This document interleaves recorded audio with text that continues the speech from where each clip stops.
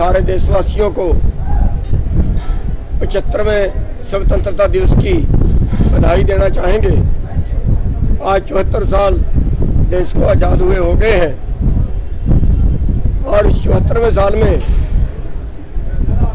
3 काले कानून ऐसे बना दिए गए हैं जिससे पूरे देश की खेती का जो कारोबार है वो कारपोरेट के हवाले कर दिया है और जिससे पूरे देश की जो जान है वो चंद पूंजीपतियों के हाथ में जाएगी, चाहे उसमें मजदूर हो, मोहल्ले के खाने वाले हों और चाहे उसमें बेचने वाले हों। और आज सड़क पे बैठे 9 महीने हो गए हैं। 10 सितंबर को पिपली में एक आंदोलन शुरू हुआ था पिपली से इन काले कानूनों के विरोध में, जहां पे शादी वर्ष में वर्दी में पुलिस खड़ाई हुई थी और लोगों पे भारी लाठीचार्ज किया था, उनके सिर फुटे थे, कईयों की हड्डियां टूटी थी। वहां से ये आंदोलन पूरे देश में फैला था। उसका नाम आज हमने किसान क्रांति चौक रखा है और वहां से आज एक बड़ा काफिला हजारों गाड़ियों का कुंडली बॉर्डर पे पहुंचा है। गुरनाम सिंह चुन्नी को शेर के नाम से जाना था, आज शेर की आंखों में आंसू देखने को मिल रहे हैं। उत्तर प्रदेश में क्या कारण है? देखिए, 74 साल पहले जो हमारे देश की हालत थी, उत्तम खेती हुआ करती थी। 74 साल पहले हमारा जो खेती का हिस्सा था देश की अर्थव्यवस्था में, वो 100 रुपए में 60 रुपए था देश की जीडीपी में हिस्सा। आज हमारा हिस्सा कम होके केवल 10% बचा है। आज 32 मिनट में एक किसान कर्जे में आत्महत्या कर रहा है। 74 साल पहले ये नहीं थी। आज भुखमरी में हमारा देश 102वें स्थान पे है।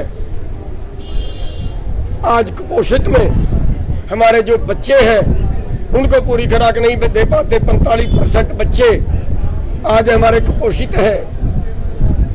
इस सब के बावजूद हमारे देश का पैसा लूट के विदेशों में जमा करवाया हमारे नेताओं ने करवाया, जिसको हम काला धन बोलते हैं। आज किसी को इस देश पे तरस नहीं आता। एक आध नागरिक की आमदन 30-35 रुपए है, जिंदा रहने काबिल नहीं है। अगर उसको कहीं 20 लाख का 30 लाख का इलाज कराना पड़ जाए तो कोई हालत नहीं है करवाने की। 2014 में जो आंकड़ा आया, 14 में नहीं 17-18 में एक आंकड़ा आया कि हमारे 17 स्टेट ऐसे हैं जिनमें एक किसान परिवार की आमदन 1 साल की 20,000 रुपए है। और अगर उस परिवार को 17 स्टेट 17 प्रदेश अगर ऐसे हालात में किसी को 20 लाख का इलाज कराना पड़ जाए तो कैसे करा सकता है? आखिर जिंदा कैसे रह सकता है? आखिर सरकार की क्या जिम्मेवारी है? क्या इस देश को मरने के लिए छोड़ दिया? और हम फिर उन लोगों को वोट डालते हैं जो आज हमारे दोषी हैं, हमारे अपराधी हैं, इस देश को बेचने के अपराधी हैं, इस देश को लूटने के अपराधी हैं, इस देश में गलत कानून बनाने के अपराधी हैं। आज हम फिर उन लोगों को वोट डालते हैं और उन लोगों को वोट डाल के फिर हम सत्ता सौंपते हैं और फिर वो हमें लूटते। इसलिए आज इस देश की व्यवस्था बदलने की जरूरत है। वो कैसे बदली जाएगी? कैसे व्यवस्था बदल सकते हैं? आप तो कहते हैं पर किसान इस चीज पर। आप देखिए, अगर हम उत्तर प्रदेश का हिसाब लगाएं, 8.5 करोड़ वोट 8 करोड़ वोट किसान वर्ग की है, जमीन वालों की है। 3.5 करोड़ वोट में सरकार बनी हुई है। अगर हम पंजाब में देखें, 80 से 90 लाख वोट जमीन वालों की है, जो किसान और मजदूर उनका जो सहयोगी है वो उनके साथ में कितनी होंगी, और 59 लाख वोट के ऊपर सरकार बनी हुई है। क्या हम अपनी सरकार आप नहीं बना सकते? क्या हम इतने नपुंसक हो गए हैं? क्या हम इतने निर्दयी हो गए हैं कि हम अपने बीच से एक हल्के से एक पंचायती उम्मीदवार नहीं चुन सकते। हमें इतना भरोसा अपने आदमी पर नहीं रहा। हम राजनीतिक पार्टियों में तलवे चाटते हैं और उन्हीं के तलवे चाटते चाटते आज हमारा हाल ये हो गया है और आगे भी हमारा यही होगा। अगर हमने उन्हीं राजनीतिक पार्टियों को फिर बनाया, हमें कोई बचाने वाला पैदा नहीं हो सकता। कृषि मंत्री तोमर का कहना है कि हम बातचीत करने के लिए तैयार हैं, मगर आप लोगों की तरफ से कोई बयान नहीं। अरे वो पापी लोग क्या बातचीत करेंगे जो 11 मीटिंगों में कुछ नहीं बता पाए? क्या बातचीत करेंगे वो कहते हैं कानून वापस नहीं होंगे। बातचीत कर लीजिए, मत्था टेकने जाए उनको। क्या कानून है उनके? किस लिए बात करने जाए? हमने एमएसपी पे बात शुरू की कि न्यूनतम आप देते हो। गेहूं का पिछले साल 2200 रुपए लागत थी, 1900 रुपए भाव था, लागत से भी कम। अरे जो लागत से भी कम हर फसल पे दे रहे हो, कम से कम उसको खरीदने की गारंटी तो दे दो। साफ इनकार कर दिया गया, नहीं दे सकते। 7 महीने से बात बंद है। इसीलिए हमने कहा था, पंजाब वाले भाइयों से कहा था कि मिशन पंजाब चलाओ। मुझे इलेक्शन नहीं लड़ना, मुझे नहीं चाहिए कोई चौधर, लेकिन इस देश को बचा लीजिए, कोई तो बचाने आएगा। इसलिए पंजाब के भाइयों से अपील की थी कि मिशन पंजाब चलाओ, इन राजनेताओं से राज छीन लो और कुछ अच्छा करके दिखाओ, देश बदले। लोग कह रहे हैं मिशन पंजाब चलाने की जरूरत बीजेपी को हटाओ, बाकी पार्टियों को क्या चाहिए, कहते हैं वोट डाल दो, ये कहते हैं। 2014 से पहले बीजेपी नहीं थी। 1947 से लेके आज तक बीजेपी नहीं थी। बीजेपी का राज 5 साल पहले है और 7 साल अब 12 साल बीजेपी का राज आया है। इसके बीच में बाकी दूसरों का राज रहा है। तो क्या दूसरे हमें लूटने के दोषी नहीं है? सारे कारपोरेट से चंदा लेते हैं, सारे कारपोरेट से पैसा लेते हैं और सारे कारपोरेट के पक्ष के कानून बनाते हैं। अगर किसान के बेटे जाएंगे तो ही किसान के पक्ष में कानून बनेंगे ना। अगर कारपोरेट से के दलाल वहां पे बैठेंगे, अंबानी अडानी के दलाल वहां पे बैठेंगे, तो फिर कानून भी तो उन्हीं के पक्ष के बनाएंगे ना। सबका बहुत संयुक्त मोर्चे की तरफ से सारे देशवासियों को 75वें स्वतंत्रता दिवस की बधाई देना चाहेंगे। आज 74 साल देश को आजाद हुए हो गए हैं और इस 74वें साल में 3 काले कानून ऐसे बना दिए गए हैं जिससे पूरे देश की खेती का जो कारोबार है वो कारपोरेट के हवाले कर दिया है और जिससे पूरे देश की जो जान है वो चंद पूंजीपतियों के हाथ में जाएगी। चाहे उसमें मजदूर हो, मोहल्ले के खाने वाले हों और चाहे उसमें बेचने वाले हों। और आज सड़क पे बैठे 9 महीने हो गए हैं। 10 सितंबर को पिपली में एक आंदोलन शुरू हुआ था पिपली से इन काले कानूनों के विरोध में, जहां पे शादी भर्ती में पुलिस कड़ाई हुई थी और लोगों पे भारी लाठीचार्ज किया था, उनके सिर फुटे थे, कईयों की हड्डियां टूटी थी। वहां से ये आंदोलन पूरे देश में फैला था। उसका नाम आज हमने किसान क्रांति चौक रखा है और वहां से आज एक बड़ा काफिला हजारों गाड़ियों का कुंडली बॉर्डर पे पहुंचा है। गुरनाम सिंह चुड़ूनी को शेर के नाम से जाना था, आज शेर की आंखों में आंसू देखने को मिल रहे हैं उत्तर प्रदेश में, क्या कारण है? देखिए, 74 साल पहले जो हमारे देश की हालत थी, उत्तम खेती हुआ करती थी।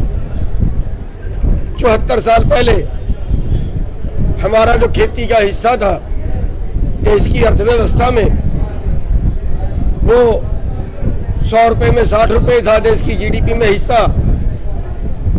आज हमारा हिस्सा कम होके केवल 10% बचा है।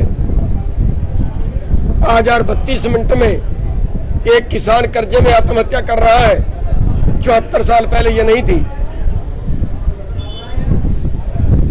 आज भुखमरी में हमारा देश 102वें स्थान पे है। आज कुपोषित में हमारे जो बच्चे हैं उनको पूरी खुराक नहीं दे पाते। 45% बच्चे आज हमारे कुपोषित हैं। इस सब के बावजूद हमारे देश का पैसा लूट के विदेशों में जमा करवाया, हमारे नेताओं ने करवाया, जिसको हम काला धन बोलते हैं।